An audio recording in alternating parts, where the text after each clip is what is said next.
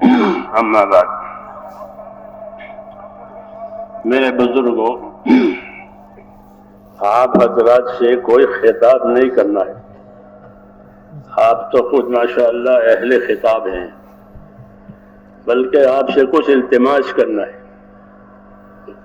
کچھ التماس کرنا ہے آپ سے خطاب نہیں کرنا ہے، اس لیے کہ اللہ تبارک و تعالیٰ نے اہل علم کو بڑا درجہ دیا۔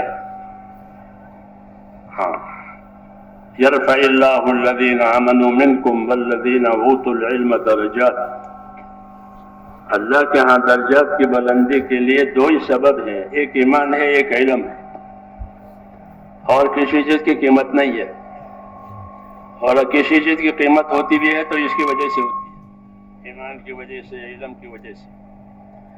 تو یہ دو بڑی نعمتیں بتاتے ہیں علماء کرام اپنی کتابوں میں کہ اللہ تعالیٰ نے دو بڑی نعمتیں دی ہیں، ایک ایمان کی نعمت دی ہے، ایک علم کی نعمت دی ہے۔ یہی نبیوں کی طرف سے چیزیں ملتی ہیں، یہ دو چیزیں لوگوں کو ملتی ہے، اللہ تعالیٰ نبیوں کے ذریعے سے یہ دو چیزیں لوگوں کو دیتے ہیں۔ ایمان جو ہے آخرت کے نجات کا ذریعہ تو ہے ہی ہے، لیکن ایمان جو ہے دنیا کی بقا کا ذریعہ بھی ہے، کہ جب تک ایمان کے اثرات زمین پر باقی رہیں گے یہ کائنات باقی رہے گی۔ ایک آدمی بھی روئے زمین پر اللہ اللہ کرنے والا رہا تو قیامت نہیں آئے گی، بلکہ اللہ پورے نظام کو باقی رکھیں گے، آسمان کو، زمین کو، سب چیزوں، کیونکہ ایک آدمی اللہ اللہ کر رہا ہے، ایمان والا ہے وہ، اور اللہ اللہ کر رہا ہے۔ تو یہ دلیل ہے اس بات کی کہ اللہ ایمان کی وجہ سے اس عالم کو باقی رکھیں گے، اسی ایمان کی بڑی قیمت ہے۔ دوسری چیز علم ہے،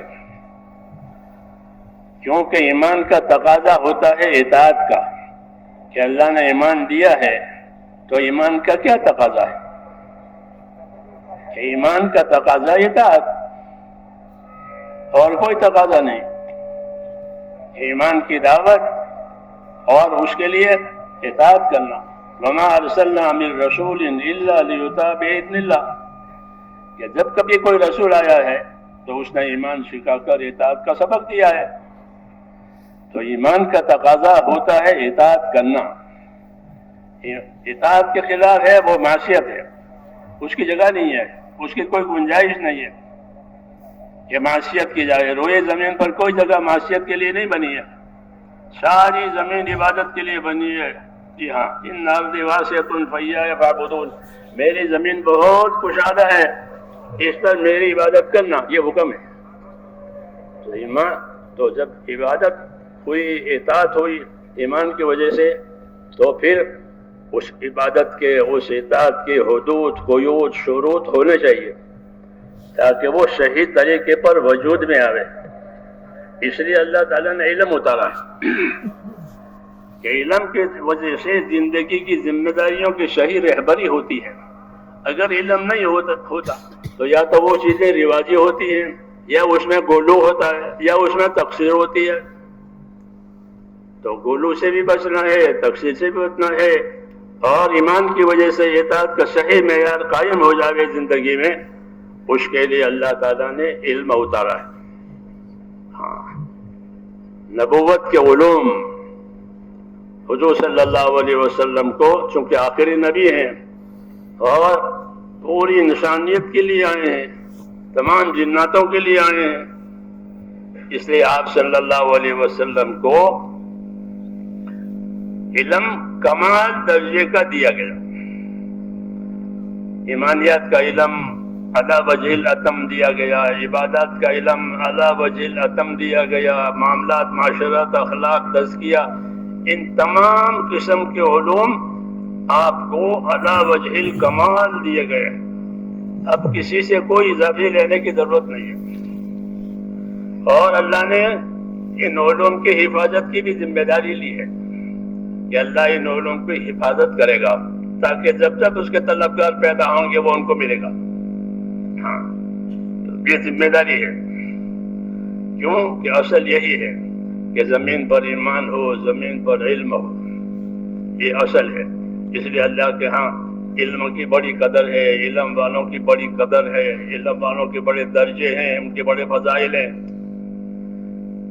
کہ جو علم سیکھتے ہیں،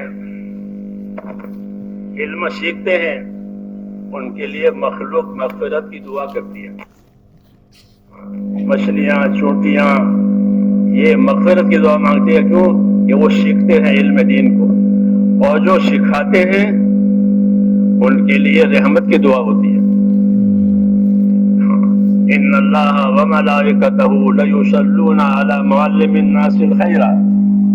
کہ اللہ رحمت دیتے ہیں، فرشتے رحمت کی دعائیں مانگتے ہیں. کہ کس لیے؟ کس کے لیے؟ کہ ان لوگوں کے لیے جو لوگوں کو خیر سکھاتے ہیں.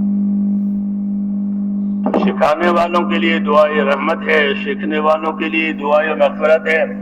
یہ سب جو ہے کمالات کی بات ہے کہ مغفرتیں ہو گئی، رحمتیں ہو گئی، اور کیا چاہیے. تو ان کی تکمیل کے لیے ان کو دعائیں دی جاتی ہیں، ان کے کمالات کے لیے ان کی دعائیں دی جاتی ہیں کہ ان کا مشغلہ بڑا ہے، کہ وہ علم میں مشغول ہے. اس لیے اس کے فضائل بیان کیے ہیں. اس کی عظمت ہے، ایمان میں بھی طاقت ہے، علم میں بھی طاقت ہے. ایمان میں یہ طاقت ہے کہ مادیت جو ہے مغلوب ہو جاتی ہے. ہاں، ایمان کی وجہ سے مادیت مغلوب ہو جاتی ہے. جیسے سمندر پھٹ گیا، آگ بجھ گئی. ہاں، یہ ایمان کی بات ہے. صحابہ کے لیے سمندر میں راستے ہو گئے کہ مادہ مغلوب ہو جاتا ہے ایمان سے. ایسے علم کی وجہ سے بھی، کہ علم میں بھی بڑی طاقت ہے. آپ کو معلوم ہے قرآن پاک میں وہ سلیمان علیہ السلام کا مصاحب جب وہ بلقیس کے تخت لانے کی بات ہوئی تو وہ جو جن تھا اس نے کہا کہ آپ کی مجلس کا یہ اجلاس ختم نہ ہو اس سے پہلے تخت یہاں جائے گا. اور جس کے پاس علم تھا انہوں نے کہا کہ آپ کی آنکھ کی پلک جھپنے سے پہلے میں وہ لے آ جاؤں گا. علم والے نے یہ کہا. تو علم کی ایک طاقت ہے، بڑی طاقت ہے کہ یہ اللہ تعالیٰ کی طرف سے آیا ہے. یہ علم جو ہم کو دیا گیا ہے اللہ تعالیٰ کی صفت علم کا پرتو ہے. اس لیے علم کا اللہ کے دربار میں بڑا اعزاز ہے. عالم کی اللہ کے ہاں بڑی قدر ہے. قیامت میں عالموں سے کہا جائے گا کہ ہم نے آپ کو علم عذاب دینے کے لیے نہیں دیا تھا کہ آپ کو علم بھی دیں اور عذاب بھی دیں. آپ کے لیے عذاب نہیں ہے، آپ کے لیے رحمتیں ہیں، رحمتوں میں چلے جاؤ. کیونکہ یہ علم ایک شرف ہے، اللہ کی طرف سے ایک بزرگی ہے. باقی جس طرح یہ ایک بزرگی ہے، ایک شرف ہے، ایسے ہی یہ علم ایک امانت بھی ہے. ہاں، امانت ہے. اللہ تعالیٰ نے اس کے پہنچانے کے لیے بڑے اہتمام فرمایا ہے کہ حضور صلی اللہ علیہ وسلم کی طرف علوم وحی کے ذریعے سے آتے. جبرائیل امین وہ لاتے تھے علوم، اور آپ کو بھی امین بنایا گیا. آپ بھی امین ہے، علم لانے والا بھی امین ہے، جن کو علم پہنچا رہے ہیں وہ امین ہے. کیونکہ علم و ایمان یہ تو امانت داروں کے ساتھ ہی رہ سکتا ہے، بے ایمانوں کے ساتھ نہیں رہ سکتا. اس لیے جب ایمان آتا ہے، علم آتا ہے، تو دلوں میں امانت داری کی کیفیت بڑھ جاتی ہے، خشیت بڑھ جاتی ہے، خشیت اور خوف بڑھ جاتا ہے. انما یخشی اللہ من عباد العلماء. اصل اللہ سے ڈرنے والے اور خشیت والے کہ وہ تو اہل علم ہی ہو سکتے ہیں. کہ علم کا یہی تقاضا ہے کہ وہ دلوں میں خشیت پیدا کرے. خشیت اس خوف کو کہتے ہیں جو عظمت کی وجہ سے ہو، کہ عظمت کی وجہ سے، اللہ کی عظمت کی وجہ سے، اللہ کی صفات کی عظمت کی وجہ سے یہ ڈرے. تو یہ ڈرتے ہیں. حضور صلی اللہ علیہ وسلم فرماتے تھے انی لاخشاکم واتقاکم، میں تم میں سب سے زیادہ اللہ سے ڈرنے والا ہوں. میں تم میں سب سے زیادہ اللہ کی ناراضگی سے بچنے والا ہوں. انی لاخشاکم واتقاکم. ہاں، ذمہ داری بتائیے کہ جن کے پاس علم ہو وہ کیسے ہوں. تو حضور نے اپنی تعریف نہیں کی ہے کہ میں ایسا ہوں یا میں ایسا ہوں. آپ تو ہیں تعریف شدہ. محمد کا معنی ہے تعریف شدہ. جب لوگ آپ کی مذمت کرتے تھے، آپ کو جادوگر کہتے تھے، فما کہیں انا محمد، میں تو محمد ہوں، میری تو تعریف ہوئی ہے، یہ میری کیا برائی کریں گے؟ کسی برے کی برائی کرتے ہوں گے. یذمون المذمم انا محمد. حضور صلی اللہ علیہ وسلم کی شان یہ تھی، آپ کو امانت داری دی گئی تھی، آپ کو خدا کی خشیت دی گئی تھی، اور آپ کو یہ علم دیا گیا تھا. وَعَلَّمَكَ مَا لَمْ تَكُنْ تَعْلَمْ وَكَانَ فَضْلُ اللَّهِ عَلَيْكَ عَظِيمًا. اللہ نے آپ کو وہ چیزیں دی ہیں، وہ علم دیا ہے جو آپ نہیں جانتے تھے، اور اللہ کا فضل و کرم آپ کے ساتھ بہت زیادہ ہے.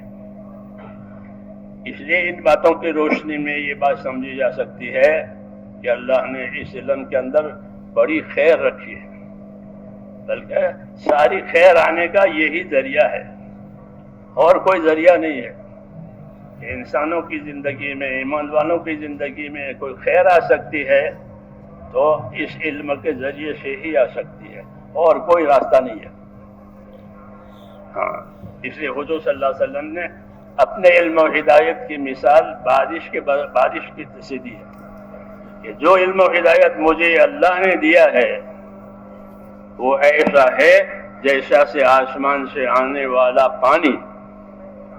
مثل ما بعثنی اللہ من العلم والہدی کمثل غیث،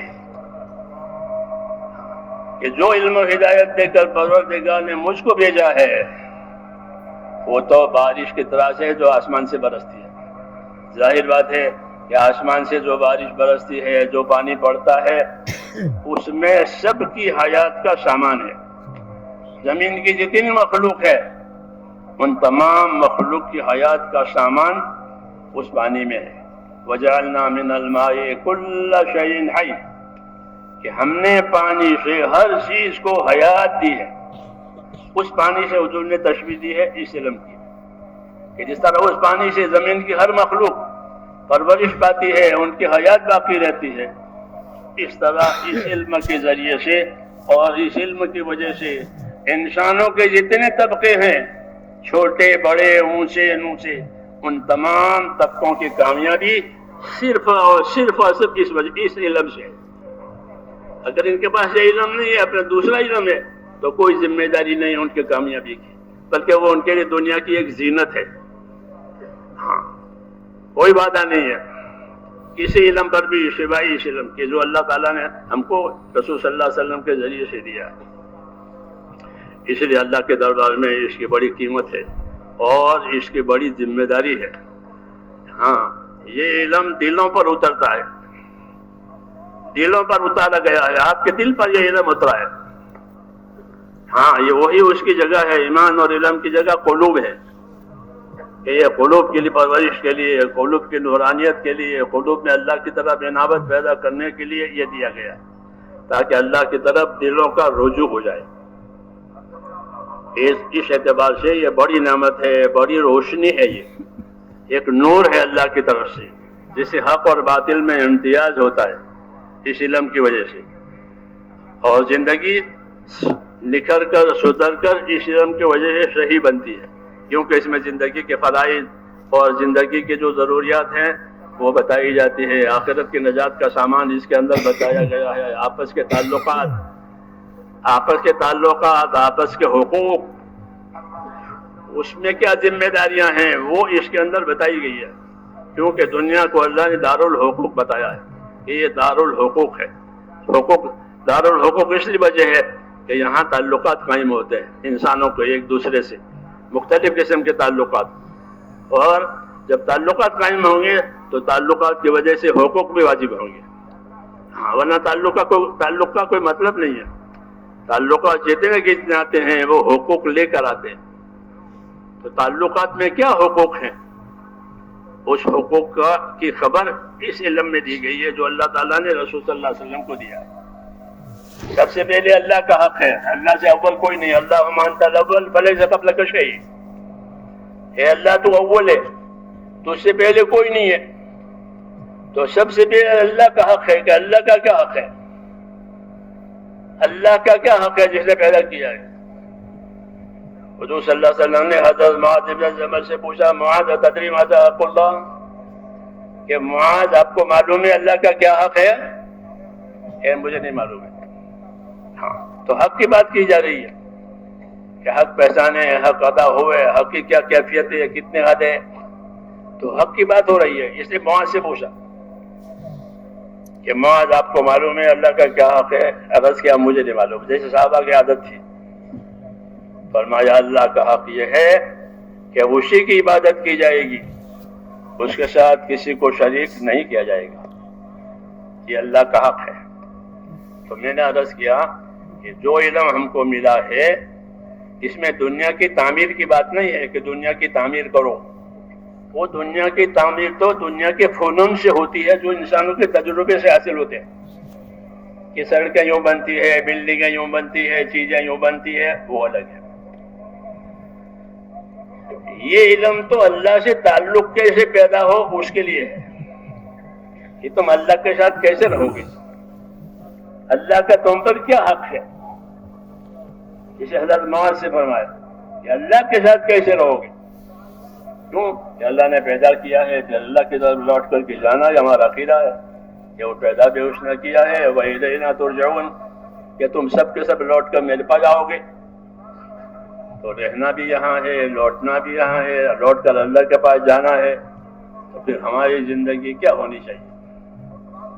اس لیے اللہ تبارک و تعالیٰ نے ایمان دیا اپنے تعلق کے لیے اور علم دیا اس تعلق کے حقوق کی پہچان کے لیے۔ پھر آپس کے تعلقات ہیں ہمارے دین میں آپس کے تعلقات ہیں کیا؟ ہاں، انسانوں کے آپس کے جو تعلقات ہیں، پھر انسان جن جن چیزوں سے تعلق پیدا کرے ان سے تعلق ہو جاتا ہے تو ان کے بھی حقوق ہیں۔ مثلا جانور پالے ہیں تو ہمارا دین بتاوے گا کہ ان کے بھی حقوق ہیں۔ اتقوا اللہ فی ھذہ العاجم، حضور فرماتے تھے ان گونگے جانوروں کے بارے میں اللہ سے ڈرو،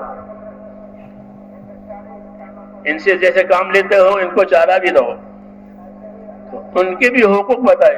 کیوں کہ ان کو اللہ نے ہمارے لیے مسخر کیا ہے، ہمارے کام میں لگایا ہے، وہ ہمارے کام میں لگے رہتے ہیں، وہ گونگے ہیں، وہ اپنا حق مانگ نہیں سکتے، اپنا حق بتا نہیں سکتے، تو ان کے حق کے لیے حضور صلی اللہ علیہ وسلم وکالت کر رہے ہیں کہ یہ گونگے جانور ہیں، ان کے حق کی فکر رکھو، ان پر زیادہ بوجھ نہ ڈالو، ان سے کام لیتے ہو تو ان کو چارہ بھی دو، ان کو سایہ بھی دو، وغیرہ وغیرہ، تاکہ ان کو ایذا نہ ہو۔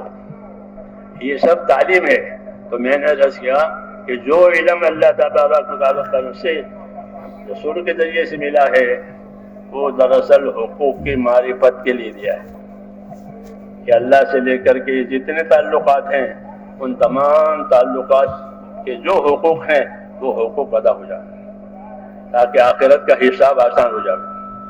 اگر حقوق نہیں ادا ہوئے تو آدمی پھنس جائے گا اس میں، ہاں حقوق میں پھنسے گا، کیونکہ اللہ تعالیٰ اپنے انصاف کرنے والا ہونے کا قیامت میں اعلان کرے گا، انا الدیان، قیامت میں اعلان، انا الدیان، میں بدلہ چکانے والا ہوں، میں فیصلہ کرنے والا ہوں، میں انصاف کرنے والا ہوں۔ اس لیے فیصلے ہوں گے، انصاف ہوگا، حقوق کی پیمائش ہوگی، کتنا دیا تھا، کتنا لیا تھا۔ اس لیے زندگی کو سنوارنے کے لیے اور آخرت کو بنانے کے لیے ایمان کے ساتھ ساتھ ہم کو اللہ تعالیٰ نے علم دیا ہے اور اس کا سیکھنا فرض کیا کہ اس علم کا سیکھنا فرض ہے۔ جو حال آوے اس حال کا علم ہونا چاہیے، جو حال آوے اس حال کا علم ہونا چاہیے۔ تندرستی آئے تو تندرستی کے فرائض ادا کرو، بیماری آئے تو بیماری کی وجہ سے کیا کیا حقوق آتے ہیں اس کی رعایت کرو، مالداری آئے تو مالداری کی وجہ سے کیا حقوق آتے ہیں، کیا ذمہ داری آتی ہے، مالداری میں اس کا علم ہو۔ غریبی آئی ہے تو غریبی کی وجہ سے کیا کیا چیزیں آئے گی اس کا علم۔ تو یہ علم ایسا ضروری ہے جیسے روشنی ضروری ہے، یہ نور ہے، روشنی کا ہی کام دے گا، جیسے روشنی میں ہر کام ہو سکتا ہے، اندھیرے میں کوئی کام نہیں ہوتا۔ اس لیے نور بنا کر دیا گیا ہے اس علم کو، اور اس کا سیکھنا فرض کیا گیا ہے کہ جو حال ہو اس حال کا علم ہونا چاہیے۔ غریب ہے تو غریبی کا علم، بیماری ہے تو بیماری کا علم کہ بیماری میں کیا ہے۔ عمران ابن حسین بیمار رہتے تھے، صحابی ہے، مشہور پرانے آدمی ہے، وہ بیماری کے مسائل پوچھا کرتے تھے کیونکہ وہ بیمار رہتے تھے۔ تو بہت سے مسائل بیماری کے ہم امت کو ان کی وجہ سے ملے کہ انہوں نے وہ مسئلے پوچھے تو حضور صلی اللہ علیہ وسلم نے مسئلے کا جواب دیا، وہ جواب ہمارے پاس آیا، کتابوں میں لکھا ہوا، آپ کو معلوم ہے کہ انہوں نے مسائل پوچھے بیماری کے تو ان کو بیماری کے مسائل معلوم ہے۔ ابو ذر غفاری سے پوچھو تو وہ زہد کے مسائل ان کے پاس ہیں، زہد، کیوں کہ ان کو یہ علم حضور صلی اللہ علیہ وسلم ملا۔ احد پہاڑ کے پاس سے گزرے ابو ذر کے ساتھ حضور صلی اللہ علیہ وسلم کہ ابو ذر اگر میرے پاس احد پہاڑ کے برابر بھی سونا ہو تو میں اس کو 3 دن کے لیے اپنے پاس نہ رکھوں گا، سوائے کہ میرے پر کسی کا قرضہ ہو تو قرضے کے رکھوں گا، ورنہ یہ پہاڑ برابر سونا بھی میں اپنے پاس نہیں رکھوں گا، وہ میں کسی کو دے دوں گا۔ ان سے زہد کی باتیں کر رہے ہیں حضور صلی اللہ علیہ وسلم، ان کی تربیت کر رہے ہیں کیونکہ ان کا یہ مزاج تھا۔ علم دیا گیا آپ صلی اللہ علیہ وسلم کو ہر لائن کا، جی ہاں، صحابہ کو کرام کو وہ علم آپ کی وجہ سے ملا ہے، تو اس لیے اس علم کے اندر اللہ نے بڑا کمال رکھا ہے، بڑی فضیلت رکھی ہے اور بڑی ذمہ داری بھی رکھی ہے۔ حضور صلی اللہ علیہ وسلم کے تمام علوم اپنی دعوت سے جڑے ہوئے ہیں۔ ہاں، ایمان کا علم آیا تو ایمان کی دعوت دی، یا ایھا الناس قولوا لا الہ الا اللہ تفلحوا، اے لوگو ایمان لاؤ کامیاب رہو گے، کیوں کہ آپ کو توحید کا علم دیا گیا، فاعلم انہ لا الہ الا اللہ واستغفر لذنبک، آپ کو توحید کا علم دیا جا رہا ہے، فاعلم انہ لا الہ الا اللہ، تو آپ نے توحید کی دعوت دی۔ ہاں، عبادت کی بات آئی تو عبادت کا علم دیا اور آپ نے اس کی دعوت دی۔ غرض یہ کہ جو علوم آئے ہیں آپ پر، ان علوم پر آپ نے خود بھی عمل کیا ہے اور اس کی دعوت دی ہے۔ دعوت دینے کا کیا مطلب ہے؟ ایک تو ہے اس کی اشاعت، کہ اس کو پھیلا دیا، یہ تو بہت آسان ہے، آج کے زمانے میں تو بہت آسان ہے، میں یہاں بات کروں لاکھوں میل پر بات چلی جائے گی، یہ تو وسائل ہے۔ آپ صلی اللہ علیہ وسلم نے اپنے علم کی دعوت اس طرح دی ہے کہ لوگوں کو اپنے علم کا طلبگار بنایا۔ ہاں، یہ نہیں کہ خالی پہنچایا، اگر پہنچایا ہوتا تو بھول جاتے وہ، جیسے ہم نے بہت سی باتیں سنتے ہیں روزانہ بھی بھول جاتے ہیں، کون یاد رکھتا ہے، کون اہتمام کرتا ہے؟ ایسا نہیں ہوا ہے، آپ نے اس علم کی دعوت دی ہے اس طرح سے کہ اس پر آپ نے خود عمل کیا ہے اور اچھی طرح عمل کیا ہے کہ جس سے لوگ مستفید ہو سکیں۔ ہاں، بار بار اور اس علم کی دعوت دی ہے کہ مجھ سے یہ چیز لے لو، مجھ سے سیکھ لو، اس کی نگرانی ہوئی ہے، ہاں، سکھا کر کے بھی اس کی نگرانی ہوئی ہے، اور ایک دوسرے کو سیکھنے سکھانے کا بتانے کا ماحول تھا۔ حضور صلی اللہ علیہ وسلم کے زمانے میں جو علوم آئے وہ دعوت سے بھی جڑے ہوئے تھے اور آپس کے تعامل سے بھی جڑے ہوئے تھے، اس لیے اس کو بقا مل گیا، وہ علم باقی رہ گیا، کیونکہ اس کی دعوت بھی تھی، اس کا تعامل بھی تھا، یہ اس پر عمل کیا جا رہا تھا، اس پر عمل کرنے کے لیے دوسروں کو تیار کیا جا رہا تھا، سکھایا جا رہا تھا، سفروں میں لوگ سیکھتے تھے۔ حضور صلی اللہ علیہ وسلم کے زمانے میں جو علم سیکھا گیا وہ صحبتوں سے سیکھا گیا ہے، کتابیں نہیں تھی، قلم نہیں تھے، لکھنے پڑھنے کا زیادہ رواج نہیں تھا، بہت معمولی تھا۔ تو جو علم ترقی پڑھتے وہ کیسے کرتے کہ وہ تعامل، اس پر تعامل ہوا، اس کو یاد کیا گیا، یاد کرایا گیا۔ انس بن مالک رضی اللہ تعالیٰ فرماتے تھے کہ ہم حضور صلی اللہ علیہ وسلم کے ساتھ صبح کی نماز کے بعد بیٹھ جاتے تھے، مجلس ہوتی تھی، آپ کچھ فرماتے رہتے تھے، ہم سنتے رہتے تھے، پھر جب کبھی آپ کو مجلس سے اٹھنے کی حاجت ہوئی تو آپ تشریف لے جاتے تھے، ہم بیٹھے رہتے تھے اور جتنی باتیں آئی تھی ان تمام باتوں کا مذاکرہ ہوتا تھا کہ پہلے یہ بات آئی تھی، دوسری یہ بات آئی تھی، تیسری یہ بات آئی تھی، اور ہر ساتھی اس کا مذاکرہ کرتا تھا، یہاں تک کہ ایک ایک بات آپ کی ہمارے درمیان میں 60 مرتبہ گزرتی تھی اگر ہم 60 ہوتے تو۔ اس لیے ہم مجلس میں سے اس حال میں اٹھتے تھے کہ گویا وہ چیزیں ہمارے دلوں میں اگ گئی ہے، جس طرح بارش کے پانی سے زمین میں چیزیں اگ جاتی،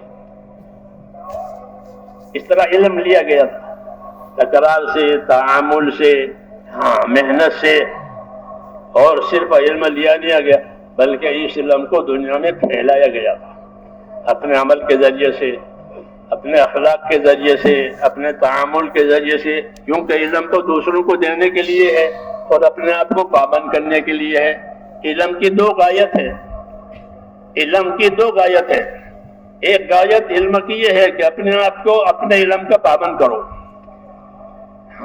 کیونکہ یہ علم حق ہے تو آدمی اپنے آپ کو حق کا پابند کرے گا، اور حق کا نہیں کیوں کہ اگر حق کا پابند نہیں کرے گا تو باطل کا پابند ہو جائے گا۔ فماذا بعد الحق الا الضلال، کہ حق نہیں رہا تو سوائے دلال کیا اور کیا ہو سکتا ہے؟ یا تو حق ہے یا دلال اور گمراہی ہے، تیسری چیز نہیں ہے۔ اس لیے اس علم کا یہ تقاضا ہوتا ہے کہ اپنے آپ کو اس علم کا تابع کریں۔ بزرگوں نے لکھا ہے کہ جب علم آتا ہے تو وہ عمل کا تقاضا کرتا ہے، وہ عمل کا تقاضا کرتا ہے علم والے سے کہ بھائی اس علم پر عمل کرو۔ اس نے عمل کیا تو وہ علم باقی ہو گیا، رہ گیا۔ عمل پر عمل نہیں کیا کہ علم رحلت اختیار کرتا ہے، یرتحل، کہ وہ علم چل بستا ہے، پھر چلا جاتا ہے، اب رہتا نہیں ہے کیونکہ عمل نہیں۔ تو علم کی ایک غایت یہ ہوتی ہے کہ صاحب علم اپنے آپ کو علم کا تابع کرے، کیونکہ دنیا میں دو ہی راستے ہیں، ایک راستہ ہدا کا، ایک راستہ ہوا کا، یہ دو ہی راستے ہیں، سبیل ہدا، سبیل ہوا۔ سبیل ہدا یہ ہے جو اللہ کی طرف سے آیا ہے کہ آپ صلی اللہ علیہ وسلم کو اسی کے ساتھ بھیجا، حق کے ساتھ بھیجا، ہدایت کے ساتھ بھیجا، تو یہ تو سبیل ہے ہدا کی۔ اس کے خلاف جو راستے ہوں گے وہ ہوا کے راستے ہیں، خواہشات کے راستے ہیں، اس کی کوئی حد نہیں ہے۔ اس لیے اپنے آپ کو اس کا پابند کرنا ضروری ہے۔ علم آتا ہی اس لیے ہے کہ اپنے آپ کے صاحب علم اپنے آپ کو اپنے علم کا تابع کرے۔ اگر وہ اپنے آپ کو اپنے علم کا تابع نہیں کرے گا تو اپنی خواہشوں کے تابع ہو جائے گا، نفس کے تابع ہو جائے گا، اغراض پیدا ہوں گے زندگیوں میں۔ جب علم کی تابع داری نہیں ہوں گی تو زندگیوں میں اس کے خلاف اغراض پیدا ہوں گے، اور اغراض کی وجہ سے بھی آدمی حق پر نہیں رہ سکتا، حق پر نہیں رہ سکتا اپنے اغراض کی وجہ سے، بلکہ اپنے اغراض کی وجہ سے وہ فتنوں کا شکار ہوگا، خواہشوں کا شکار ہوگا، غیر شرعی چیزوں کا شکار ہوگا۔ بنی اسرائیل کے علماء اس وجہ سے فاسق ہو گئے۔ قرآن پر آپ حضرات پڑھتے ہیں، سورہ فاتحہ، سورہ بقرہ میں، سورہ آل عمران میں، سورہ مائدہ میں، اللہ تعالیٰ نے ان کی کمزوریاں بتائی کہ انہوں نے یہ کیا، یہ کیا، یہ کیا، یہ کیا، ہم کو بتایا، اس امت کو، اس امت کے علماء کو بتایا کہ دیکھو انہوں نے یہ کیا، انہوں نے یہ کیا، ان کی کمزوریاں بتائیے، ان کی کمزوریاں بتائیے کہ انہوں نے یہ بگاڑا، یہ بگاڑا، یہ بگاڑا، یہ بگاڑا۔ نبیوں کے ساتھ حسد کیا، کیوں کہ علم کے ذام میں اپنے آپ کو بڑا سمجھ لیا کہ علم اگر دل پر لگتا ہے تو خوف پیدا ہوتا ہے، نفس پر لگتا ہے تو علم نفس کی وجہ سے بڑا ہو جاتا ہے۔ علم نفس پر لگا تو نفس نے علم کی وجہ سے اپنے آپ کو بڑا سمجھا، تکبر پیدا ہوا۔ اس لیے کہتے ہیں علم کو دل پر جانے دو تاکہ وہ خوف پیدا کرے اور آدمی اللہ کے سامنے جھکے۔ دوسرا راستہ اس کا نہیں ہے، اگر دوسرا راستہ اختیار کیا جائے گا تو یہ علم نقصان دینے والا بنے گا۔ علم را چون برتن زنی مارے بوت، علم را بر دل زنی یارے بوت۔ کہ علم کو دل پر لگاؤ گے تو یہ دوست بن جائے گا، مددگار بن جائے گا، اللہ سے قریب کر دے گا. اور اگر علم کو اپنی غرض پر لگایا، دوسری چیزوں میں لگایا، کہ پھر یہ علم جو ہے تمہارے لیے بتایا کہ یہ سانپ بنے گا، اس کا زہر چڑھے گا اور یہ ہلاک کرے گا، کہ اللہ سے دور کرے گا. کیوں کہ علم عبدیت کے لیے آتا ہے. علم کو اللہ تعالیٰ نے عبدیت پیدا کرنے کے لیے ہے کہ میرے بندے بن کر رہو. عبدیت پیدا کرنے کے لیے علم دیا گیا ہے، اللہ کے شان کو، اللہ کے صفات کو، اللہ کے حقوق کو جان کر کے پھر اللہ کے سامنے بندہ بنے. عبدیت بڑا شرف ہے، عبدیت بڑا شرف ہے کہ خدا کا بندہ. حضور صلی اللہ علیہ وسلم کو یہ شرف ملا ہے. آپ کو علم سب سے زیادہ ملا، آپ کی عبدیت بھی سب سے زیادہ ضروری، سب سے اونچی ہے، شرف ہے بڑا. کیونکہ اس علم کا یہی تقاضا ہے کہ اس علم کے ذریعے سے اپنے اندر عبدیت پیدا کرنا، اللہ تعالیٰ کے حقوق ادا کرنا اور اللہ کے بندوں کو اس کے حقوق کی طرف رہبری کرنا، یہ اس کی غایت ہے. اس کی وجہ سے یہ علم اپنے اندر ایک حیات پیدا کرتا ہے، ایک صفات اور انابت پیدا کرتا ہے، رجوع پیدا کرتا ہے اللہ تعالیٰ کی طرف. یہ اس کا تقاضا ہے. یہ تو اپنی ذاتی زندگی کے لیے کہ ہر آدمی اپنے آپ کو اپنے علم کا تابع کرے، تاکہ خواہشات کی تابع داری نہ ہو جائے بلکہ حق کی تابع داری ہو جائے. اس کو استقامت کہتے ہیں کہ اپنے علم پر استقامت پیدا کرو، اپنے دین پر استقامت پیدا کرو. کہ استقامت کے بغیر دین نہیں ہے، استقامت کے بغیر دین نہیں ہے. نبیوں کو بھی استقامت کا حکم دیا جاتا تھا، فاستقم کما امرت، یہ حکم نبی کو ہے کہ فاستقم کما امرت ومن تاب معک، اور جو آپ پر ایمان لائے ہیں توبہ کر کے وہ بھی استقامت کے ساتھ رہے. کہ جو علم ان تک پہنچا ہے وہ اپنے آپ کو اس علم کا تابع بنا لے، تاکہ سب سے پہلے اللہ تعالیٰ کے حقوق ادا کرنے والے بنے، پھر اپنی ذات پر جو حقوق ہیں وہ ادا کرنے والے بنے، پھر مخلوق کے جو حقوق ہیں وہ ادا کرنے والے بنے. انبیاء کرام کے علوم میں حقوق کی رعایت کی باتیں ہوتی ہے کہ حق کیا ہے وہ دیکھو، پھر حق پر رہو، حق ادا کرو. کہ دنیا دار الحقوق ہے اور آخرت دار الاجور ہے. اللہ نے دنیا کو حقوق ادا کرنے کی جگہ بنایا کہ جہاں حقوق ادا ہوں گے تعلقات کی وجہ سے، اور آخرت اس کا بدلہ پانے کی جگہ ہے کہ جو حق ادا کر کے جائے گا وہ بدلہ پائے گا، جس نے حق ادا نہیں کیا ہے اس کے لیے کیا بدلہ ہے. تو آخرت کو دار الحجور بنایا ہے، دنیا کو دار الحقوق و دار العمل بنایا ہے. اور اس کی تکمیل کے لیے اور اس کی رہبری کے لیے اللہ تعالیٰ نے علم دیا ہے. اس لیے اس کا سیکھنا فرض قرار دیا کہ اس علم کو سیکھو. یہ فرض ہے ہر مسلمان مرد پر، ہر مسلمان عورت پر. اور جو حال آوے اس حال کا علم ضروری ہے تاکہ اس حال میں مخالفت نہ ہو اللہ کی. اس لیے علم ضروری ہے. جو حال آوے، بیماری آوے تو بیماری کا کیا دین ہے اس کا علم، مالداری آوے تو مالداری کا کیا دین ہے اس کا علم، سفر ہے تو سفر کا کیا دین ہے اس کا علم، حضر ہے تو حضر کا کیا حکم ہے اس کا علم. علم و ذکر جو ہمارے ہاں تیسرا نمبر جاری ہے اس کا یہی مطلب ہے. علم و ذکر کا مطلب کہ ہر حال کا علم لے لو. آسان ہے کہ بھائی اب غریبی ہے کہ غریبی کا علم نہیں ہے، مالدار ہے مالدار، بس سارا علم سمیٹنا آسان نہیں ہے. صحابی فرماتے تھے کہ علم تو سمندر ہے، کتنا لو گے؟ کہ اتنا لو جتنا ضروری ہے تاکہ تمہاری ضرورت پوری ہو جاوے اور ذمہ داری پوری ہو جاوے. اتنا علم لو، ورنہ علم تو سمندر ہے. عبادت بھی سمندر ہے. عبادت کتنی کرو کہ جتنی طاقت ہے. علیکم بما تطیقون حدیثوں میں ہے کہ جتنی طاقت ہے اتنا کام کرو، ورنہ تم اکتا جاؤ گے، چھوڑ کے بیٹھ جاؤ گے. اللہ ثواب دینے سے نہیں تھکے گا، تم تھک جاؤ گے. اس لیے علم حال کا لینا ہے کہ جو حال ہے اس حال کا علم آوے تاکہ وہ اس حال کی دینداری باقی رہے.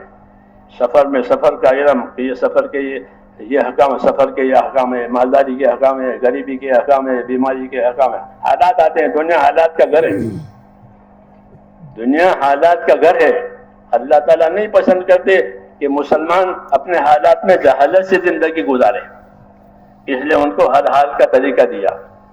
طریقے بہت ہیں طریقے بہت، کیونکہ حالات بہت. طریقوں کی وسعت آسانی کے لیے ہے. یہ حال ہو جاوے تو یہ کرنا، یہ حال ہو جاوے تو یہ کرنا، یہ حال ہو یہ کرنا. اس لیے طریقوں کا علم دیا، وہ طریقے بہت زیادہ ہیں تاکہ آسانی ہو جائے. جیسے سفر کہ بھائی پیدل بھی حج کر سکتے ہو، اونٹوں پر بھی حج کر سکتے ہو، سمندر سے بھی کر سکتے ہو، بسوں سے، گاڑیوں سے، ہوائی جہاز سے، جس طرح چاہو آ جاؤ. وسعت دیے آسانی کے لیے. ہاں ایسے ہی طریقے بہت دیے ہیں. ہاں رسولوں کو طریقوں کے لیے بھیجا جاتا ہے. رسولوں کے ذریعے سے ان کی سنتیں ملتی ہیں، ان کے طریقے ملتے ہیں. ان کی سنتوں میں، ان کی طریقوں میں آسانیاں ہیں، عمل کرنے میں، عمل کرانے میں، زندگی کو صحیح رخ پر لانے میں. ہاں آسانی کرنے کے لیے اللہ تعالیٰ نے رسول کو بھیجا، بشر بنا کر بھیجا کہ بشری تقاضے بھی وہ جانتے ہیں، بشری ضرورتیں بھی وہ جانتے ہیں، بشری طاقتوں کا بھی ان کا اندازہ ہے. تو وہ جو طریقے بتائیں گے اس طریقوں میں درمیانی بنا ہوگا اور عمل کرنے میں آسانی ہوگی. اس لیے اس علم کا سیکھنا یہ ضروری قرار دیا. پھر دوسری بات کہ اس علم کو بطور امانت کے دیا ہے، بطور امانت کے دیا ہے کہ یہ علم امانت ہے، اس میں کوئی کمی بیشی نہیں کر سکتا. جیسا بتایا ہے ویسا ہی یہ امانت ہے. تو کہ اس کو اچھی طرح سے سیکھو، اچھی طرح سے اس کو سمجھو تاکہ اچھی طرح عمل ہو. ہاں خیالات کو، احتمالات کو دخل نہیں ہے کہ میرا خیال یوں ہے، میرا خیال یوں ہے، کہ نہیں کہ نہیں، یہ احتمالات ہیں، خیالات ہیں، یہ تو حق ہے. اس میں خیالات احتمالات نہیں ہوتے، پکی بات ہوتی ہے. اس لیے کہا کہ صحیح علم سیکھو اور صحیح یاد رکھو تاکہ صحیح عمل کر سکو، صحیح رہبری کر سکو. ہاں اٹکل بات نہیں ہے میرا خیال ایسا ہوگا، کہنے خیال کی بات نہیں ہے، صحیح بات بتاؤ. اس لیے علم کے اندر پختگی کا حکم دیا ہے کہ اپنے علم میں پختگی پیدا کرو تاکہ عمل کی صحیح شکل وجود میں آئے، دوسروں کو صحیح شکل بتا سکے. کیونکہ علم اپنے عمل کرنے کے لیے ہے اور عمل کرنے کے ساتھ ساتھ یہ امانت ہے، اس میں دوسروں کا حق ہے. سب کے لیے آیا ہے، دوسروں کا حق ہے. اس لیے اس علم کا تقاضا یہ ہے کہ اپنی ذات سے اس کو اپنے آپ کو پابند کرے. دوسرا تقاضا یہ ہے کہ دوسروں کے لیے اس کا راستہ کھولے تاکہ دوسرے بھی اس کو سیکھے. اس کے لیے دعوت آئی ہے. یہ دعوت دو لوگوں کو، اس کا نفع سمجھاؤ، اس کا نقصان سمجھاؤ، اس میں ترقی کے کیا راستے ہیں، تنزلی کے کیا راستے ہیں، اللہ کیسے راضی ہوتے ہیں، اللہ کیسے ناراض ہوتے ہیں. یہ علم آیا. اور صحیح طریقے کیا ہیں اس کا بھی علم آیا. تو نبیوں کے ذریعے سے دو طریقوں کا علم ملا، ایک فضائل کا، ایک مسائل کا. فضائل کا علم کا مطلب یہ ہے کہ عمل کرنے کے کیا نتیجہ ہوں گے، عمل کرنے پر اللہ کیا انعام اکرام کرے گا، اور گناہ اور معصیت پر اللہ کیا سزا دے گا. یہ جاننا بھی ضروری ہے کیونکہ جو باتیں اللہ کی طرف سے کہی جاتی ہیں وہ حق ہے، جو وعدے کیے جاتے ہیں، جو وعیدیں دی جاتی ہیں وہ بھی حق ہے. انما توعدون لآت، کہ جس بات کا تم سے وعدہ کیا جائے وہ بات آنے لگی. اللہ کی طرف سے زیادہ وعیدوں کا علم بھی آیا ہے کہ عمل کرنے پر یہ ملے گا، عمل ترک کرنے پر یہ ملے گا. عملوں کے نتائج اور عملوں کے فوائد، عملوں کے برکات، یہ بھی نبیوں پر اترتا ہے. ترغیب کا علم. عائشہ صدیقہ فرماتی تھی رضی اللہ عنہا کہ مکے میں یہ حکم نہیں آیا کہ شراب حرام ہے اور زنا چھوڑو، یہ حکم نہیں آئے مکے میں. اگر یہ آتے تو لوگ قبول بھی نہیں کرتے، ان میں طاقت ہی نہیں تھی. کیوں کہ وہ تو اس چیز میں ڈوبے ہوئے تھے. اس لیے ان کے لیے دوسرا طریقہ اختیار کیا، ترغیب کا، ترہیب کا. ہاں کہ اس کی یہ سزا ہے، اس کا یہ نقصان ہے، اور عمل کریں گے تو یہ فائدہ ہے، یہ فائدہ ہے، یہ برکت ہے. ہاں اس کی وجہ سے ذہن متوجہ ہوئے کہ جب اس میں یہ فائدہ ہے اور اس کے کرنے میں یہ نقصان ہے تو ذہن متوجہ ہوتے ہیں، طبیعتیں مائل ہوتی ہے. اس لیے انبیاء کرام پر ترغیب کا علم اتارا گیا ہے. وما نرسل المرسلین الا مبشرین ومنذرین. یہ اسلوب بتایا کہ نبیوں کی دعوت کا، نبیوں کی تعلیم کا اسلوب کیا کہ وہ مبشر اور منذر ہیں، یعنی کام کرنے والوں کو، اطاعت کرنے والوں کو بشارت دیتے ہیں کہ آپ کے لیے یہ ہے اور آپ کے لیے خدا کے ہاں یہ ہے اور یہ ہے. تو عمل کرنے والا خوش ہو جاتا ہے، مچل جاتا ہے. اور اگر عمل نہیں کیا ہے، گناہ کیا ہے، تو گناہ پر یہ ہوگا اور یہ ہوگا اور یہ ہوگا، تو اس کی وجہ سے وہ پگھل جاتا ہے خوف کے مارے، ایمان کی وجہ سے خوف پیدا ہوا۔ اب وعید آئی تو وعدہ وعید کے ذریعے سے اطاعت کی استعداد پیدا ہوتی ہے، اس لیے یہ علم پہلے آتا ہے تاکہ لوگوں میں ایمان کی وجہ سے جو اطاعت واجب ہوتی ہے اس کی استعداد پیدا ہو جائے۔ ترغیب کا علم، ترغیب کا علم نبیوں پر آتا ہے، ہر زمانے کے علماء نے ترغیب ترغیب کا علم جمع کیا ہے، کتابوں میں بڑی بڑی کتابیں لکھی ہیں کہ امت کو ترغیب ہو جائے حق کی، اور امت کو ترغیب اور خوف ہو جائے باطل کی، تاکہ باطل سے بچ کر حق پر آویں، باطل چھوٹ جاوے، حق زندگی میں آوے۔ کہ ترغیب ترغیب سے کہ آدمی خود ہی رغبت کرے گا اس کا نفع دیکھ کر کے، اور خود ہی بچے گا اس کا نقصان سمجھ کر کے، تو اس کا بچنا بھی اصل ہے، اس کا کرنا بھی اصل ہے۔ یہ طریقہ ہے نبیوں کا، مبشر و منذر، کہ وہ اپنی دعوت میں بشارتیں دیتے ہیں، خوشخبریاں دیتے ہیں اور دھمکیاں سناتے ہیں اللہ کی، تاکہ قلوب میں اس کے عمل کرنے کی استعداد پیدا ہو۔ پھر جتنی استعداد پیدا ہو جائے گی اتنی ذمہ داریاں آئے گی، جتنی استعداد پیدا ہوگی اتنی ذمہ داریاں آئے گی۔ استعداد پیدا کر کے ذمہ داریاں دینا یہ اللہ تعالیٰ کا طریقہ ہے تاکہ کام مشکل نہ ہو جائے، بلکہ ذمہ داریاں پیدا کرائیے۔ یہی طریقہ آج بھی ہے۔ آج امت کے اندر سے علم رخصت ہو گیا ہے، امت سے علم رخصت ہو رہا ہے۔ حدیثوں میں ہے کہ آخری زمانے میں جہالت پھیل جائے گی، جیسے ہم دیکھ رہے ہیں کہ جہالت پھیلے گی، اور جہالت ایسی پھیلے گی کہ جہالت کا نشہ ہوگا۔ دو نشے کی خبر دی ہے، ایک جہالت کا نشہ، ایک عیش کی محبت کا نشہ، کہ میری زندگی دنیا میں عیش کی ہو جائے، تو عیش کا نشہ اور جہالت کا نشہ۔ ظاہر بات ہے کہ نشے میں کچھ سمجھ میں نہیں آتا، آدمی نشے میں ہو تو کیا سمجھے گا، کوئی شعور نہیں رہتا، نشہ چڑھ گیا ہے۔ تو حدیث میں کہ لوگوں پر دو نشے چڑھیں گے، ایک جہالت کا نشہ، آخرت، قبر، قیامت، زندگی کی ذمہ داریاں، فرق کچھ نہیں، سب بھولا دیا۔ یہ جہالت کا نشہ۔ پھر عیش کا نشہ، کہ دنیا میں مجھ کو عیش آرام ملے، دنیا میں میری مادی زندگی ترقی کرے، مالدار بنے۔ اب یہ دو نشے چڑھے۔ اس نشے میں کیا کرو گے؟ فرمایا اس نشے میں بھلی بات نہیں کرو گے، بھلی بات کا حکم نہیں کرو گے، بری بات سے نہیں روکو گے، جو ذمہ داری تھی وہ ختم ہو جائے گی۔ اس نشے کا یہ اثر پڑے گا کہ علم و ایمان کی وجہ سے بھلی باتوں کا حکم کیا جاتا ہے، بری باتوں سے روکا جاتا ہے، کیونکہ ایمان ہے کہ بری بات کا سزا ملے گی، بھلی بات کا انعام ملے گا۔ لیکن جب نشہ چڑھ جائے گا تو یہ ختم ہو جائے گا۔ یہ دور ہے جس دور سے ہم گزرے ہیں، لوگوں میں نشے ہیں، طبیعتوں پر کوئی فکر آخرت کی نہیں ہے، گویا مرنا ہی نہیں ہے۔ آخرت یہ قیامت کی علامتیں ہے کہ جہالت پھیل جائے گی۔ تو اس دور میں میرے دوستو یہ ذمہ داری ہوتی ہے کہ وہ جہالت کا علاج ہو جائے۔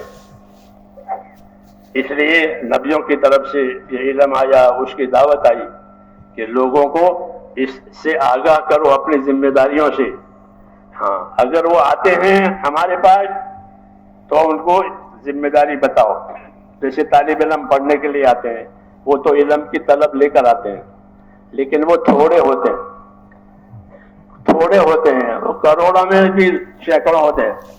تو طلب والے علم دین کے طلب والے تھوڑے، زیادہ وہ ہیں جن میں کوئی طلب نہیں ہے، کوئی فکر نہیں ہے۔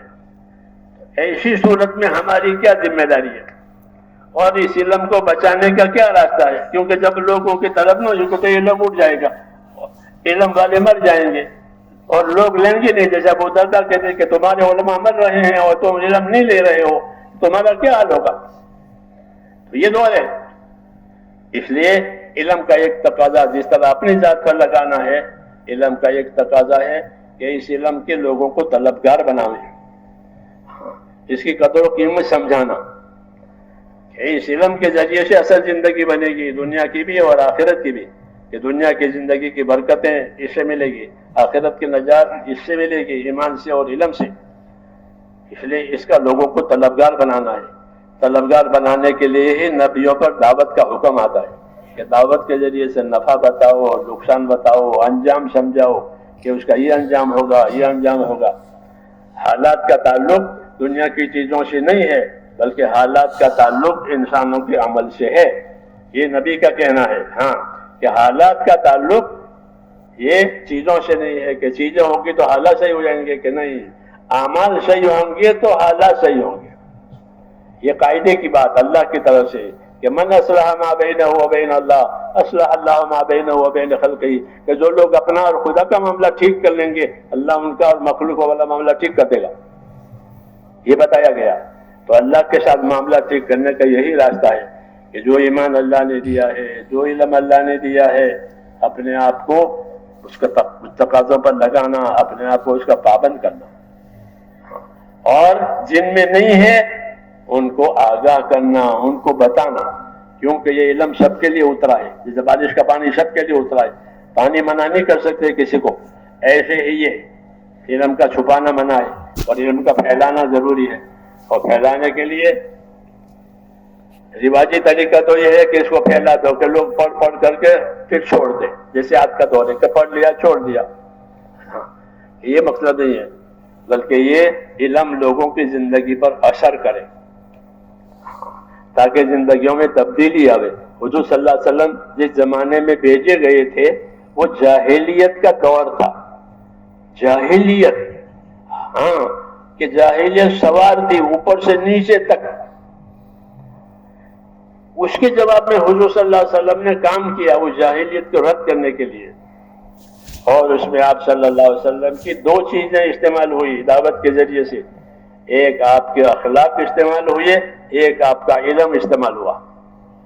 دعوت میں ان دونوں چیزوں کو جوڑا گیا کہ اپنی دعوت میں آپ نے اخلاق بتائے، اپنی دعوت میں اللہ تعالیٰ کی طرف سے آنے والی ذمہ داریاں بتائی، اس کا انجام بتایا.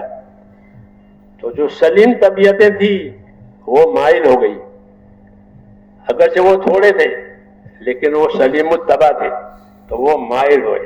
اس طرح یہ محنت جاری رکھی گئی کہ زندگی کی ذمہ داریاں سمجھانا، اس کا نفع نقصان بتانا، اس کا پتہ، اور یہ بتانا ہمدردی کے ساتھ ہوتا ہے، اخلاق کے ساتھ ہوتا ہے اور ترغیب کے ساتھ ہوتا ہے. یہ طریقہ ہے نبیوں کا. زبردستی وہاں ہوتی نہیں، بناوٹ ہوتی نہیں، اور کسی سے کچھ لینا دینا ہوتا نہیں. اخلاص کے ساتھ، ہمدردی کے ساتھ، اللہ کی رضا کے ساتھ یہ کام کیا جاتا ہے. اس کی وجہ سے بے طلبوں میں طلب پیدا ہوتی ہے کہ بھئی آدمی اتنی محنت کر رہا ہے، ہماری بھلائی چاہتا ہے اور کچھ مانگتا نہیں ہے. سورہ یاسین والے پر جس چیز نے اثر کیا ہے وہ یہ سورہ یاسین، جس آدمی کا ذکر ہے اس نے اپنے زمانے میں جو پیغمبر ان کے پاس گئے تھے ان سے اس کی ملاقات ہوئی اور ان سے تعلق ہوا، وہ ایمان لائے. اپنی قوم کو آ کر سمجھانے لگا کہ یہ لوگ رہے، یہ لوگ ہیں جو دعوت لے کر آئے ہیں، ان کی زندگی دیکھو اور ان کا طریقہ دیکھو. ان کا طریقہ یہ ہے کہ وہ کام کریں گے آپ کی ہمدردی میں، لیکن آپ سے کچھ نہیں مانگیں گے. دیکھو دنیا میں علاج کرنے والا علاج کرتا ہے تو وہ آپ سے پیسے لے گا، درزی کپڑا سیے گا تو وہ پیسے لے گا، اس کا ہنر ہے. لیکن تبلیغ کرنے والا تبلیغ کرے گا تو پیسے نہیں لے گا، بات سمجھائے گا تو پیسے نہیں. انہوں نے کہا دیکھو ان کی ایک خوبی یہ ہے کہ آپ کو صحیح بات سمجھا رہے ہیں، زندگی کے حقوق بتا رہے ہیں، لیکن آپ سے کچھ مانگتے نہیں ہیں. دوسری صفت ان کے اندر کیا ہے کہ وَهُمْ مُهْتَدُونَ اتَّبِعُوا مَن لَّا يَسْأَلُكُمْ أَجْرًا وَهُمْ مُهْتَدُونَ. دو صفتیں بتائی کہ ان کی بات دیکھو، ان کی حالت دیکھو. ایک تو آپ کی ہمدردی میں آپ کو صحیح بات بتا رہے ہیں، نجات کا راستہ بتا رہے ہیں. دوسرا ان کی زندگی دیکھو، ان کی زندگی پاکیزہ ہے. محتدین، یہ ہدایت پائے ہوئے ہیں، صحیح راستے پر یہ قائم ہیں، تو یہ خود بھی قائم ہے صحیح راستے پر اور آپ کو بھی صحیح راستے پر لے جا رہے ہیں. تو ان کی بات ماننے میں کیا حرج ہے؟ اس لیے کہہ رہا ہے کہ میں تو ان کی بات مانوں گا. وَمَا لِيَ لَا أَعْبُدُ الَّذِي فَطَرَنِي وَإِلَيْهِ تُرْجَعُونَ. اپنے اوپر کہتا ہے، کہنا تو یہ تھا کہ تمہیں کیا ہو گیا کہ تم ان کی بات نہیں مانتے. مالکم، لیکن مالکم نہیں کہا، تواضع سے کہا کہ میں تو ان کی بات مانتا ہوں. کیوں کہ ہم سب کو اللہ کی طرف جانا ہے. جب اللہ کے پاس جانا ہے تو اللہ کی بات ماننی چاہیے. یہ اللہ کی بات لے کر آئے ہیں، اخلاص کے ساتھ بات کر رہے ہیں، کچھ مانگتے نہیں ہیں، زندگی بھی ان کی بھی صاف ستھری ہے. تو ان کی بات ماننے میں کیا رہ جائے؟ یہ نصرت کی ہے، اس نے حمایت کی ہے، اللہ نے اس کی مثال دی ہے۔ تو اس نے دعوت دینے والوں میں یہ دو صفتیں دیکھی کہ ایک تو ان کی اپنی زندگی صاف ستھری پابند ہے، دوسرا وہ کسی سے کچھ مانگتے نہیں ہے، اللہ کا کام ہے، اللہ سے لیں گے جو لینا ہے، اخلاص اس کو کہتے ہیں۔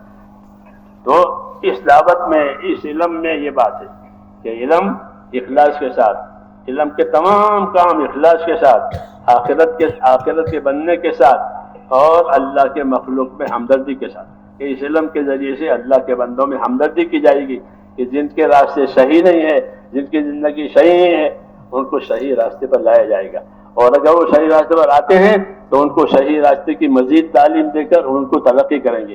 اس لیے جو طلب لے کر آتے ہیں ان کو تعلیم دی جاتی ہے، اور جن میں طلب نہیں ہوتی ان کو دعوت دی جاتی ہے۔ یہ طریقہ ہے نبیوں کہ جو طلب لے کر آوے ان کو تو تعلیم دے۔ چنانچہ جو لوگ آپ کے پاس آ گئے آپ ان کو تعلیم دیتے ہیں۔ انس بن مالک فرماتے ہیں کہ میں نے رسول صلی اللہ علیہ وسلم کو دیکھا کہ پیٹ پر پتھر باندھے ہوئے ہیں اور اصحاب صفہ کو قرآن پڑھا رہے ہیں۔ کیوں؟ کہ وہ پڑھنے کے لیے آئے ہیں، وہ سیکھنے کے لیے آئے ہیں، انہوں نے اپنے آپ کو حوالے کیا جیسے طلبہ حوالے کرتے ہیں۔ تو جو طالب بن کر آ گئے ان کو ان کے طلب کے مطابق دین دینا، اور جن میں طلب نہیں ہے تو ان کو چھوڑنا نہیں ہے، بلکہ ان میں طلب پیدا کرانا، زندگی ذمہ داریوں کا احساس دلانا، آخرت سمجھانا، تاکہ وہ بھی طلب والے بنے، اور جب طلب والے بنیں گے تو صحیح سیکھیں گے۔ جیسے آج موبائل کی طلب لوگوں میں پیدا ہو گئی، تو لاکھوں روپے کا ایک موبائل، اور اس کو فخر سے خریدتے ہیں اور شوق سے استعمال کرتے ہیں کہ وہ طلب پیدا ہو گئی، حالانکہ لغو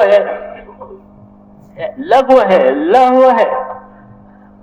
اور حضرت علی فرماتے ہیں کہ لغو کی جتنی مجلسیں ہیں یہ قرآن بھولا دے گی، اس کے دیکھنے سے، اس میں رہنے سے قرآن سے دلچسپی نکل جائے گی۔ یہ تو میں نے ایک مثال کے طور پر کہا، طلب پیدا کی ہے کہ اس کی طلب پیدا ہو گئی۔ دین میں بھی میرے بزرگ یہ ہے کہ دین کی محنت اخلاق سے، ترغیب سے، بے طلبوں میں کرنا، یہ نبیوں کا خاص طریقہ ہے۔ طلب والے تو طلب لے کر آئیں گے، ان کو تو سکھائیں گے، وہ تو پوچھیں گے، یاد بھی کریں گے، لیکن جن میں طلب نہیں ہے ان کی وہ امانت ہمارے پاس ہے، ان کے حصے کی امانت یعنی دین وہ ہمارے پاس ہے۔ اس لیے دین والوں کو اس کا پابند کیا گیا کہ جو امانت تمہارے پاس ہے دین کی، اس کا لوگوں کو طلبگار بناؤ، قدردان بناؤ، تاکہ وہ آپ سے پوچھیں، آپ سے وہ لیں۔ اس کو تبلیغ کہتے ہیں کہ بے طلبوں میں طلب پیدا کرانا، اور طلب کے بعد ان کے مطلب کی چیز ان کو دینا، یہ ہے تبلیغ کہ بے طلبوں میں طلب پیدا۔ نبیوں کا یہی طریقہ تھا کہ آپ صلی اللہ علیہ وسلم نے ترغیبات سے، اپنے اخلاق سے، اپنی دعاؤں سے لوگوں میں طلب پیدا کیا۔ طلب، اب لوگ آتے تھے آپ کے پاس دین لیتے تھے، نہیں آتے تھے تو آپ خود جاتے تھے یا اپنے آدمیوں کو بھیجتے تھے۔ ابتدا میں افراد بھیجے جاتے تھے، مکے میں افراد بھیجے جاتے تھے، ایک ایک آدمی کو بھیجا جاتا تھا، ایک ایک آدمی کام کرتا تھا۔ پھر جب مجمع ہوا تو مجمع بھیجا جاتا تھا، اور مجمع بھیجے کا یہی کام کرایا جاتا تھا کہ ان کو ایمان کی، آخرت کی طلب پیدا کرانا، اور طلب پیدا کر کے پھر ان کو دین دینا۔ اس لیے خالی ان کو اسلام دے کر یا مسلمان بنا کر نہیں چھوڑتے تھے، بلکہ وہاں رہتے تھے، اپنی صحبت سے، اپنی تعلیم سے ان کو دین کی تعلیم دیتے تھے، اور مزید تقویت کے لیے ان کو مدینہ لاتے تھے کہ ہمارے ساتھ مدینہ آؤ، اور مدینہ آ کر دیکھو کہ دین کیا ہے، دین والے کیسے ہیں، تاکہ تمہیں ایک ماحول ملے۔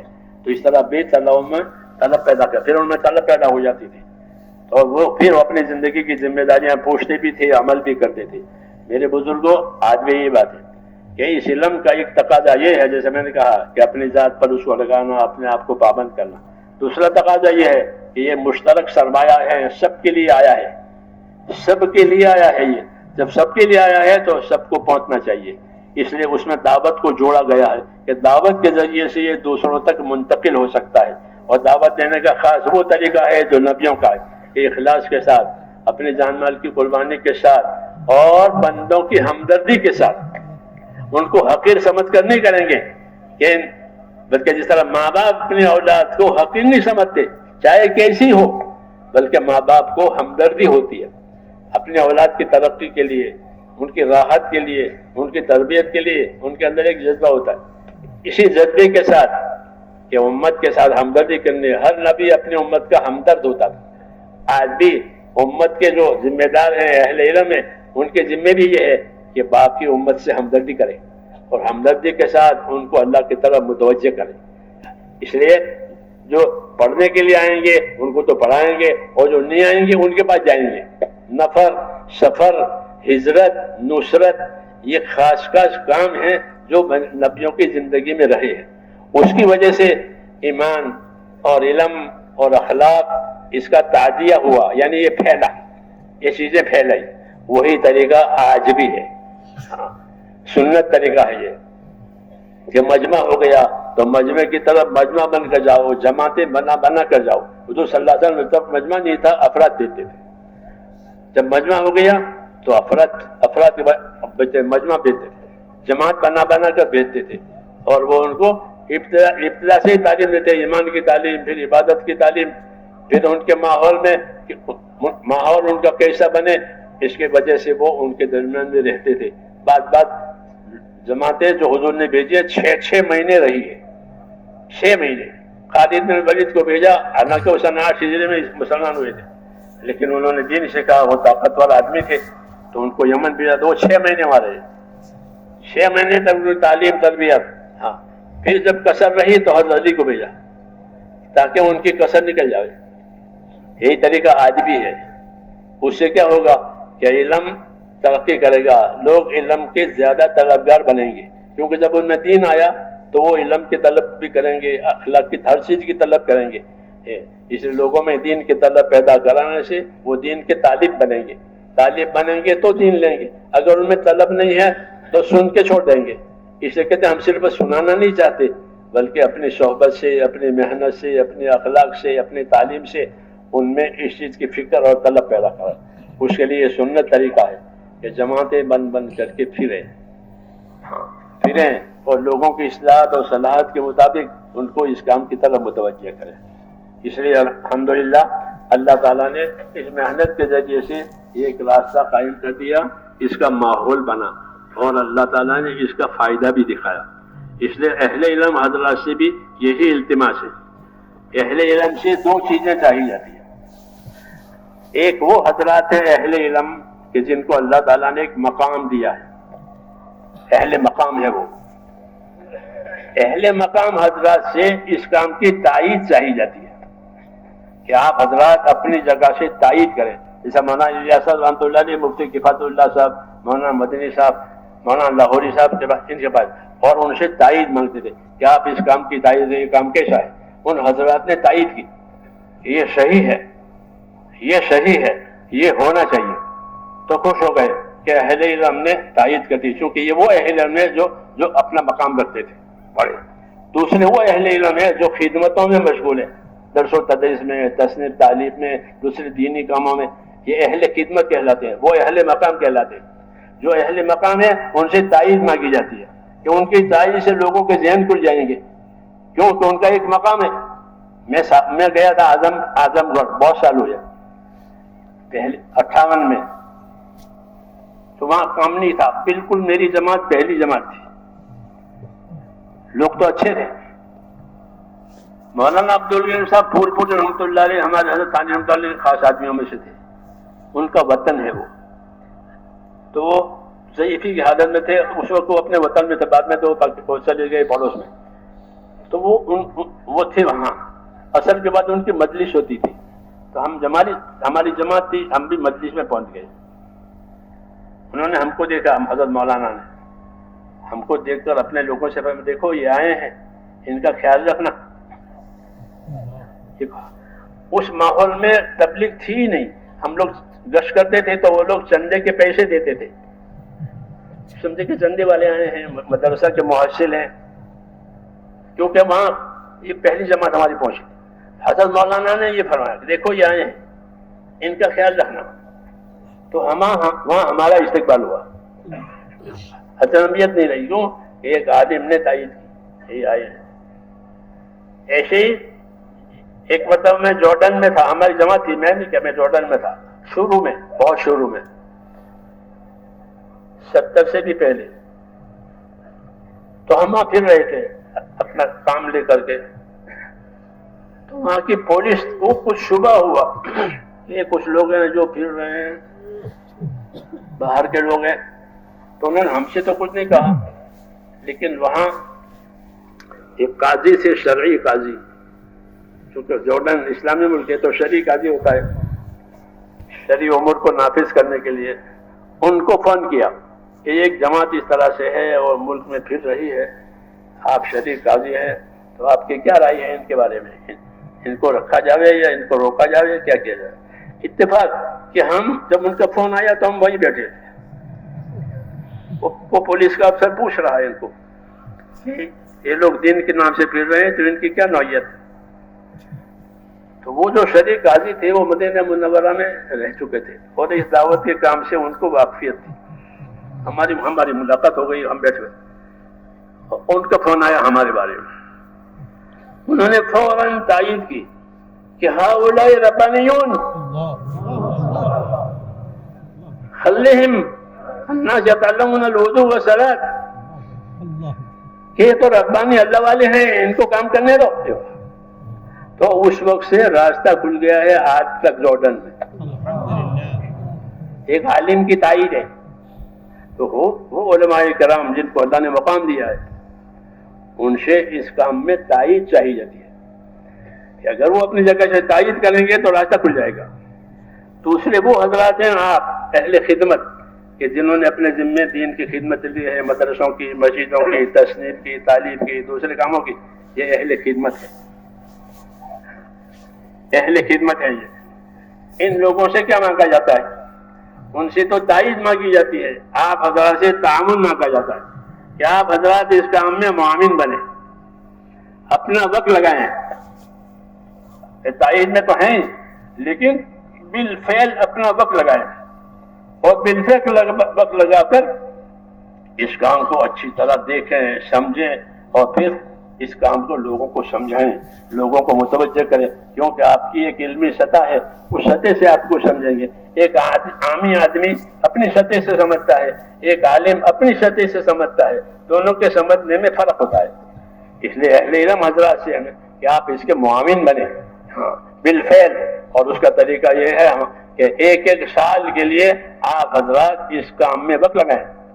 ایک سال آپ حضرات سے مطلوب ہے، عام لوگوں سے 4 مہینے بھاگے جاتے ہیں، وہ آپ کو معلوم۔ آپ حضرات سے یہ ہے کہ جس طرح آپ اپنی دوسری خدمتوں میں اوقات لگاتے ہیں، اپنی صلاحیتیں لگاتے ہیں، آپ کی صلاحیتوں سے لوگ بنتے ہیں، طلبہ عالم بنتے ہیں اور قابلیت حاصل کرتے ہیں، وہ بھی صحیح ہے۔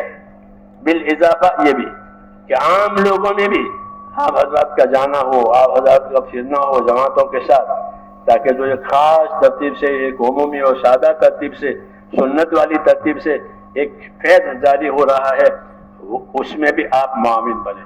اس لیے آپ حضرات سے ایک سال کا مطالبہ ہے، یہ التماس ہے کہ ایک سال جس طرح آپ ان خدمتوں کو وقت دے رہے ہیں، اسی میں سے ترتیب بنا کر، ہم یہ نہیں کہتے اس کو چھوڑ کر یا اس کو توڑ کر، وَأْتُوا الْبُيُوتَ مِنْ أَبْوَابِهَا، حکم ہے کہ گھروں میں دروازے سے آؤ، دروازہ کھولو، دروازہ بند کرو، دروازہ توڑنا نہیں ہے۔ اس لیے وَأْتُوا الْبُيُوتَ مِنْ أَبْوَابِهَا، کہ گھروں میں دروازے سے آؤ۔ اس کا طریقہ یہ ہے کہ اپنے کام کی بھی ترتیب بنانے، تاکہ وہ کام جو بالفعل جس میں آپ لگے ہوئے ہیں وہ بھی چلتا رہے اور اس کام کے لیے بھی وقت نکلے، اس کی ترتیب بنانے۔ جو کام آپ کے ذمہ ہے اس کی جگہ پر اپنا کوئی کام بنانے مشورے سے، اور اس کام میں اس کے لیے وقت ہے، تو اس کا دوہرا نفع ہوگا کہ جو کام ہے وہ بھی جاری رہے گا، اور یہ کام ہے اس کی وجہ سے آپ کی صلاحیتوں میں اور ترقی ہوگی۔ ہاں، کہ کس طرح لوگوں کو متوجہ کرنا ہے، کس طرح لوگوں میں رہنا ہے، کیونکہ یہ کام ہے، ہاں یہ اس کو سمجھایا نہیں جا سکتا۔ جیسے تیرنا کوئی تقریر سے یا کتاب سے نہیں سمجھ سکتا، وہ تو بالفعل کرنا پڑتا ہے، پانی میں جانا پڑتا ہے، جب پانی میں جائے گا تو ہی تیرنا سیکھے گا۔ اس کام کی کچھ ایسی یہ ہے کہ کو کتاب سے تو معلومات ہو جائے گی، اس سے کیا انکار نہیں ہے، لیکن اس کو کرنے کے اسلوب، لوگوں سے کیسے برتنا وغیرہ، وہ مختلف چیزیں ہیں، اس کا تعلق کہ بالفعل کرنے سے۔ اس لیے ہماری التماس یہ ہے کہ آپ حضرات اس کام کے لیے ایک سال کا ارادہ کریں اور ترتیب بنا کر کے سال لگاویں۔ میں یہ نہیں کہتا کہ آج کے آج آپ چلے جائیں گے، یا کل چلے جائیں گے یا اجتماع پورا اور دعا کے بعد نکل جائیں گے، نہیں، آپ اپنے آپ کو تیار کر کے بتائیں اپنے آپ کو، اور پھر جو آپ کے ساتھ حضرت تشکیل والے حضرات ہیں ان سے اپنا رابطہ رکھیں اور اپنے نکلنے کی ترتیب بنائیں۔ دیر سویر آپ کو نکلنا ہے، یہ طے کر لیں 1 سال کے لیے، اور پھر اپنی ترتیب سے نکلے، کیونکہ جو کام ترتیب سے ہوگا وہ تکمیل کو پہنچے گا، جس کام کی ترتیب نہیں ہوگی وہ تکمیل کو کیسے پہنچے گا؟ اس لیے ہم بے ترتیبی سے چلانا نہیں چاہتے، اور بے ترتیبی جو تکمیل بھی نہیں ہوتی ہے، اس لیے ترتیب کے ساتھ بات ہے۔ اب آپ جو ہے ہمت کر کے اپنے آپ کو پیش کریں کہ 1 سال کے لیے کون بزرگ تیار ہے، وہ اپنے آپ کو پیش کریں۔ میری بات تو سمجھ میں آ گئی ہوگی نا؟